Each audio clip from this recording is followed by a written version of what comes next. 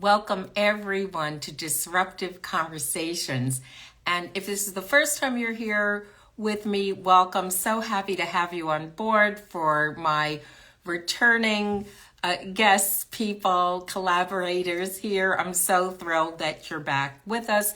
And today, here's Mary already. This is her first time and she's requesting, and here we go. And I'm going to go live with Mary just like that. And Mary will be helping us understand a journey and her journey in the world of being a consultant, as well as being a person of the bigger space, the bigger universe. And we are here together day after Valentine's Day. Hope that everyone had whatever day you wanted to have and the type of day that was meaningful to you. And one of the things we know, of course, is that you can give that to yourself as well. Waiting for Mary to come on, and this is taking a moment. But in the interim, that we know that positive change can happen at any point, and we sometimes are the agents of our change, and sometimes we are the recipients. Okay, for some reason, Mary is having a hard time getting on, but we'll keep going, and she's going to give it another try. And that we know that sometimes we can choose exactly what is going to happen. And there are times that things come up, they spring up. And part of our question for ourselves is, how can we prepare ourselves internally to be able to meet the changes and the challenges that come up? There are the ones that we choose and we initiate, and there are the challenges and changes that come knock on our door, and it is for us to really navigate that space. So we're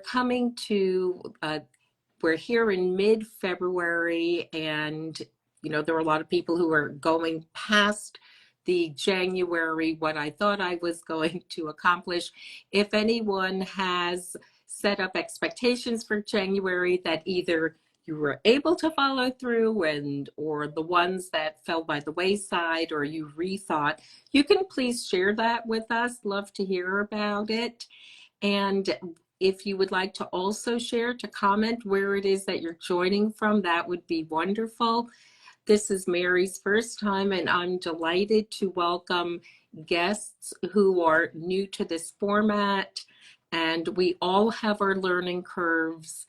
And if you wish to share something that you have taken on, a challenge you've taken on, to give yourself that pat on the back, notice in yourself and ask yourself this question: what is a challenge that I have taken on?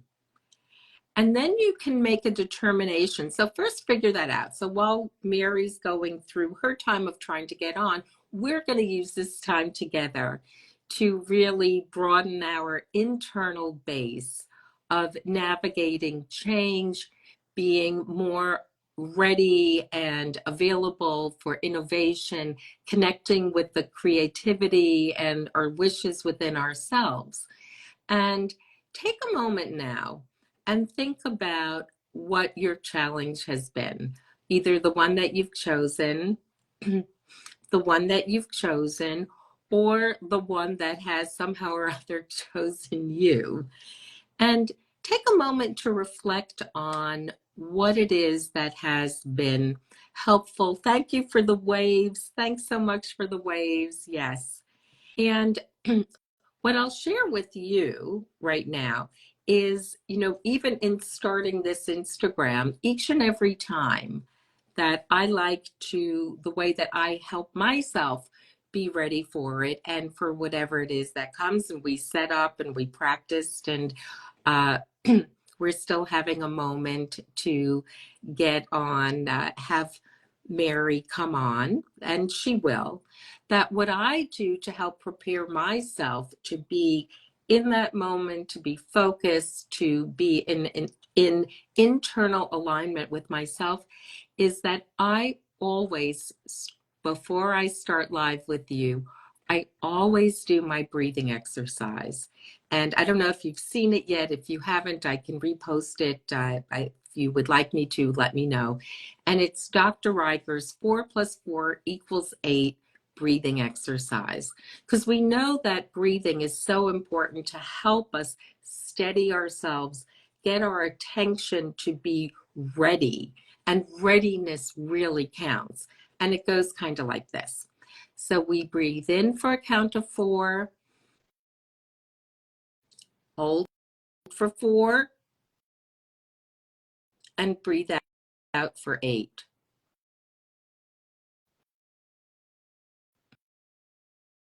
If you want to do it with me, that'll be great. Everybody come on. We're going to take this moment and get ourselves focused and ready. Get ourselves focused and ready to come on. So breathe in for a count of 4. Okay, here we go. I'm getting the request. I'm going to accept. Okay, and let's see about Mary coming on. So breathe in for 4, hold for 4, breathe out for a count of 8. And in this way, you are messaging your nervous system that you're in a safe place. Mary is coming on, so this is going to be a safe for her. Mary, hello, Hello. hello. Finally, it wasn't letting me do Uh-huh. it, so finally Sure here. thing. Thank So what you. I'm going to do is I'm going to introduce the show myself, and then I'm going to have the tremendous pleasure of introducing you and Mary in her courageous journey of going on Instagram Live today. So welcome everyone to Disruptive Conversations with Dr. Risa Riger, me, in which we deep dive into the experiences of women who are entrepreneurs, thought leaders, innovators, educators, authors, attorneys, we're going to deep dive into the experiences these women have needed to navigate and conquer in order to have achieved the personal and professional success they have at this moment in time, because we do know that there is more to come. I'm Dr. Risa Riger, clinical psychologist, and I'm an expert in change. I help individuals, teams, companies make change, and we know that positive change can happen at any point, and that's the great news. But in order to create positive change, we need to disrupt. We need to disrupt a thought, a feeling, a belief, a behavior in order to create our 10.0 lives. And that is really what this series of conversations is all about. And today, to support the mission and to help us with greater understanding and clarity, I am thrilled to have on Mary Cianni. And I have to always read from the bios because there's just so much accomplishment. And so Mary's a clinical assistant professor of organizational psychology in the MS Executive Coaching and Organization Consulting Program at NYU, and that she was a senior client partner at Korn Ferry, and she spent 18 years in a variety of leadership roles at Willis Towers Watson. Mary has been around many of the consulting blocks and is still here after all of that, going around all of these corners, walking down these blocks, taking all of these roads and paths. Mary is wonderful to join us here today. I also want to add that she is a trustee on Susquehanna's board of director.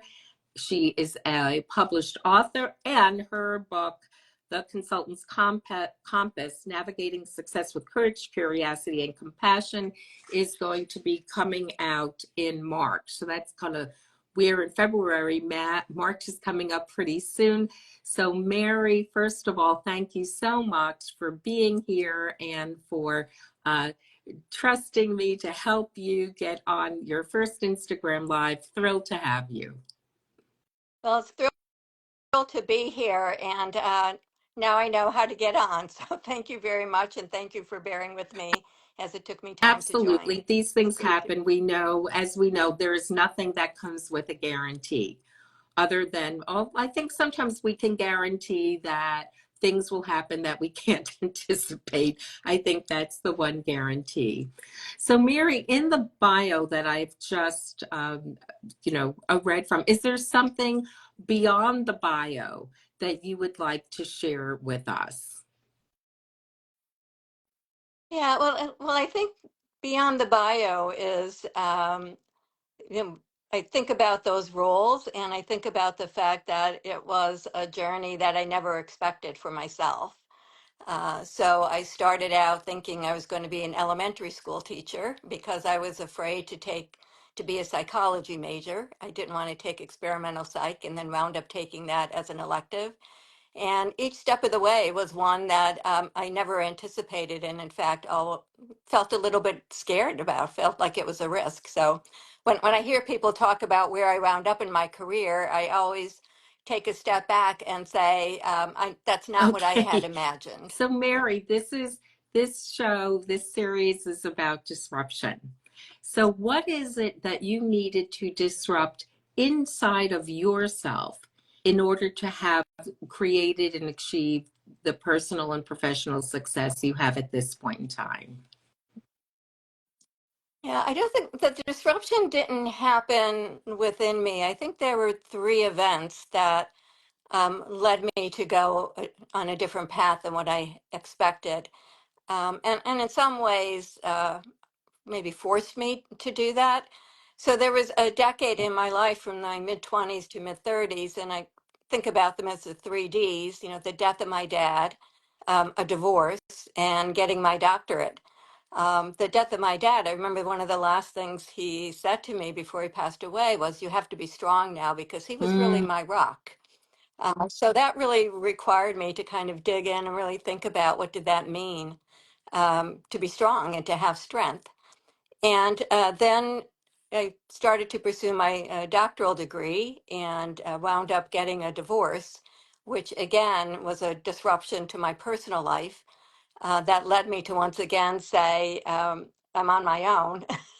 Where do I go from here? How do I think about my life differently?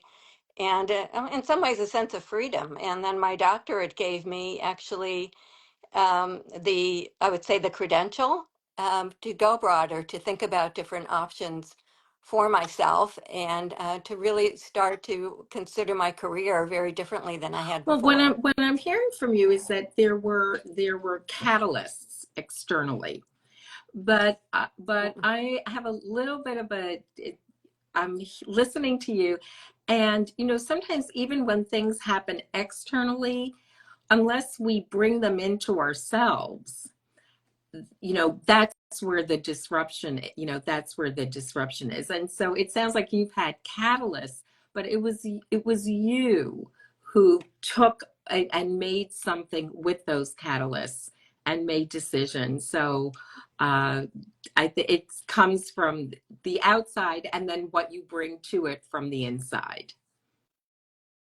I think that's right. I mean, I think the disruption for me was realizing that I had a strength in myself and a determination in myself, and maybe a resilience that I hadn't expected for before, because I didn't really need to count on them as much, right? They didn't need to be as active once I went through those other stages. But I think I also realized, because I'd planned to be a therapist, someone in a role like yours, and I realized at that point that with the death of my dad and my divorce, that I didn't have the emotional um, wherewithal to be in a therapeutic role. So I think it also started to give me a sense of recognizing my own limitations as well as my strengths, and then being able to think about, well, where do I go from here? That's What's such an next?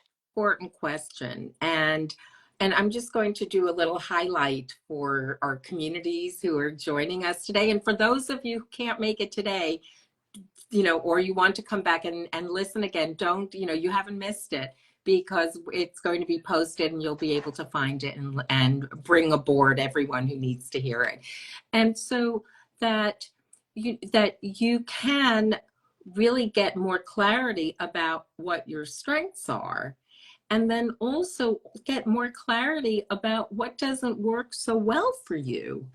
And even if you have a vision, an image of yourself or part of your self narrative, that there can be this very important disruption of, I thought it was this, I felt it was this, but it's not this, it really is that. And that's another space of courage to be able to make a shift. Yeah, yeah. Yeah, and I think courage is the right word, because I think for me, um, it was realizing that I could take risk, that the idea of failing. I love that comment about, like, failing is not trying. But when you try something and you learn from it, and I think that's something that's Yeah, takes us time, right? As we mature, to really understand that, how do we how do we accept failure as part of growth? How do we accept failure as part of learning, and not backing away from the things that we're that's so fearful of? important. And so we all get to our stuck spots, right? We all have our stuck spots.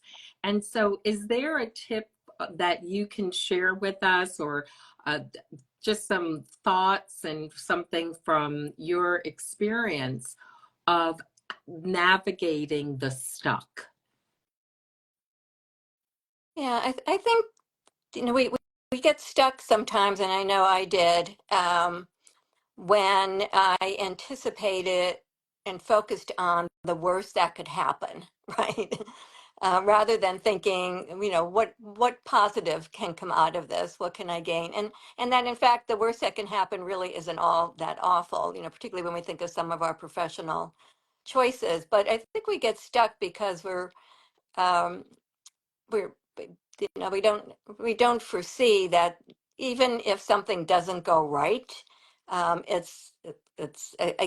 it's an experience. And certainly in the world of consulting, it's things are going to go wrong. Things like trying to get on an Instagram live, right? And you can't do it, and you're starting to think, you start to feel Uh-huh. that anxiety coming forward, and the stress, and how am I going to handle that? So I think getting to the point of feeling that, I can get through this. There's something positive that can be gained from it. Maybe my own experience today gives people the courage to go on Instagram Live. But I think it's that point of not of seeing it as an experience, as a growth opportunity. And I love what you're talking about in terms of getting out there and taking the risk.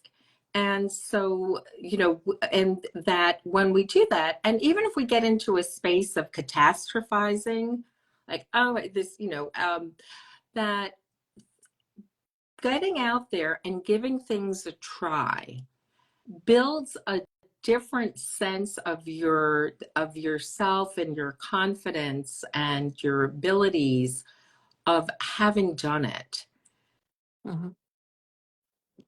Yeah, yeah. I think that, having tried, and when we have that experience, it does give us more confidence. It does build our self-efficacy. And for the book that you mentioned in the beginning, I interviewed 36 of my consulting friends, and one of them shared a story about failure that I just love, and how to make failure your friend. And she said that she was filling out a form for this very senior executive program, and they asked her to write about her failures.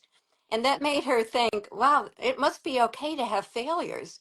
That must be a positive part of growth. So I think sometimes that we think our careers, whether in our professional life, we should do everything to avoid failure. And I don't think we should set out to Right. have a failure, but to realize that by taking the risk, it's something that might happen, and that it should be our friend. It should be viewed as an Well, opportunity to learn. I did wasn't, we're not scripted. And so there's the failure of trying, and there's also the fail of not trying.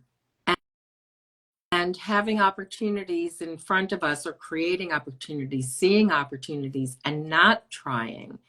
There can also be, and I think it's important that this becomes part of a conversation, is the failure of trying. Yeah. Yeah, I think if we look back in our lives, my guess is that we regret more the things we didn't do than the things that we did, right? The chances that we didn't take, the trips that we avoided, the jobs that we were fearful of applying. I think we wake up thinking about those, the chances we didn't take more so than the chances we did that maybe didn't work out. And when, and as we mentor people, or we give our friends advice, uh, and we were joking a little bit before we came on. Mary grew up in Pennsylvania, and I grew up in New York, and I call the New York City, the land of the unsolicited opinion, right? And people have opinions about all sorts of things that they're very ready to share with you, whether you've requested them or not. It's I think, part of what the charm is about too, Mm. is that, when we're in the space of mentoring, or people asking, we're often going to suggest to others that they give it a try. That sometimes what happens, and let me know how this resonates with you, is that sometimes what happens is that you see something in that person, right? You can picture them in your mind. You're like connecting these dots, and you picture them in your mind going and doing this. And yet sometimes for ourselves, we're not connecting our own dots to picture ourselves doing that. So could you, and particularly in consulting, with a client, with Well, yourself? Yeah. it's actually how I made the pivot into business, is that I was a director of career services at Susquehanna. And as I was completing my PhD, the dean of the School of Business asked me if I'd be interested in teaching on the business school faculty because he wanted a behavioral scientist. In no way did I see myself as a business person at all. And it was a little intimidating as I looked at the faculty that were there. But I think his encouragement and his willingness to see that I had maybe an out of the box background that would add value was really the pivot into a business career that I never would have planned, because we have these personas, right, that we put on ourselves. We see ourselves in certain ways. We look at others who might be in that profession or doing things. And if we don't see ourselves in them, sometimes we back away. And so I think you're right. I think sometimes someone else can notice in us the capabilities, or see in us the the opportunities. And I remember, I think my dad saw that business person in me. He would say to me when I was young, "Oh, you should be an executive assistant. You're so good at organizing." And I would say, "Well, why can't I be the executive?" Why? But in his mind, at his generation, that was a compliment for him. So I think you're right. But I also think that it's incumbent, and I've had this experience in my own life, where when we make those suggestions and we highlight those opportunities, that we also commit to being that mentor, to being that coach. Because if you're in a new environment, you don't know what, you have probably more questions than answers. So having someone kind of be your guide, like you talked about our friend being a subway Sherpa, having someone being that Sherpa in that new adventure, I think is also part of pointing out those Right, that we opportunities. don't, that we don't have to know everything. And We we usually don't, don't, even if we right? think So, so, right? How yeah. how has that, how has that manifested for you? How has that showed up for you, both on the mentoring and on the mentor and the mentee side? Yeah. Yeah, I think as someone who needed mentoring, when I started in consulting, Again, it was foreign to me. I didn't understand being part of this large firm. But I had both peers and managers who helped me to figure it out, who would call out when I wasn't doing what I needed to do, but also help me to see that my own style, maybe a softer style, was valued, and that the way that I didn't have to be like the role models that perhaps were most evident to me. And I think as someone who's mentored folks, I think it is making those opportunities available, and giving people a chance to develop their own sense of self-efficacy, and being there along the way, not just kind of throwing them into the deep end, but helping them to see the steps that they needed in order to be successful, in order to accomplish things. So that's why I'm saying I think we when we provide opportunities, we have an accountability to help to be there to give feedback even when it's tough That's feedback. that's a hard thing to do. Could you talk a little bit more about giving tough feedback, giving hard feedback? Yeah, I think what I've learned, because initially early in my career, I shied away from it. And I think I learned through my own experience and through the reactions from others that people welcome it. I think it's certainly the way that we give the feedback. And if we give feedback to someone from the perspective of helping them, of a perspective of caring, of not just giving the feedback, but again, helping them to figure out what to do with it, then I think it makes it easier. And I think the what we have to also learn is to ask for feedback, because it makes it easier on the other person if we're soliciting it as well. Again, another story from my book was a very senior person who said that he was lucky because he had someone who he worked with who would pull him aside and just say, like, knock it off, right? So we have to create those trusting relationships that people will look out for us, because they're not doing us any service. They're not being our friend, our colleague, if they're not calling out what others are seeing, and perhaps we're seeing, but maybe not paying Right. attention And to. that there's no, when you see someone, a colleague, someone that you care about, and they're taking the same footsteps that they took before, got them Yeah. into a less than difficult, disastrous, disaster doesn't happen all that much. Yeah. That's steps that when we're watching them do it and going, oh no, they can't be doing this again, that there's some caring and responsibility and a way of communicating that to be of help. So I have another question for you, but and I would love to ask you this as we're coming down to time. Uh, Mary, in so much of what you've done, so much, you've held so many different positions, you've been, enormously accomplished and have had different kinds of opportunities. Could you just let us know a little bit about what's been a non-negotiable for you? I think the non-negotiable for me has been to make sure that I'm working in an organization that has integrity. And I've been fortunate in every organization that I've worked in where they just didn't have value statements, but they supported those values. And I know that in several different consulting situations, I felt like I had the firm's back. The firm had my back. So I think that's been a non-negotiable, to be able to say to someone, I work for such and such an organization, and to feel that sense of pride. So that I think has been at the core, and I've been fortunate that I've had And all you've of those chosen them opportunities. somehow.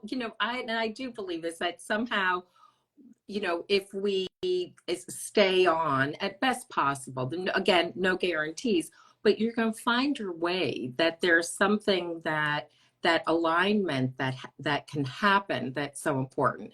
So last question before I thank you and we take our glam shot together, is Mary, what's your next disruption in you? What's your next disruption? Yeah. I think my next disruption is to become fluent in Italian. And I think the disruption for me would be that it would allow me to have opportunities when I travel back to my family in Italy that I can at this point to maybe engage in doing consulting work or do other things. So I'm hopeful that by pushing myself to learn a new language at this stage in my life, that it opens some other Well, doors. I can tell you right now, right here, that you have opened doors in this half hour. And you've opened doors of thinking about things differently, of letting in possibility, of letting in trying, and the importance of that, giving yourself the grace of growth.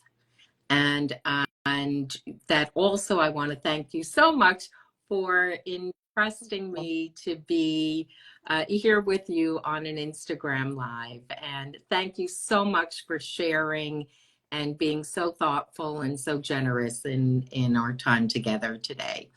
It, it's been fun. I learned some things about myself that maybe I didn't as I answered your question. So I wouldn't have reflected on it that way. So It's thank you so much, Risa. been It's been a pleasure. wonderful. The conversation to be continued. Okay, so Mary, I'm gonna do a little hair flip here. And okay. Okay, here we go. And so that we have a shot for our cover. Okay, we're ready.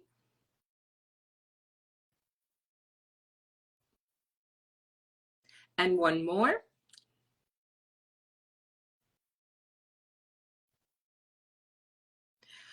Okay, everyone, thanks so much for joining us today. Remember, positive change can happen at any point. You've never missed your moment. And I'll see you next week. And I've saved a seat for you. See you then.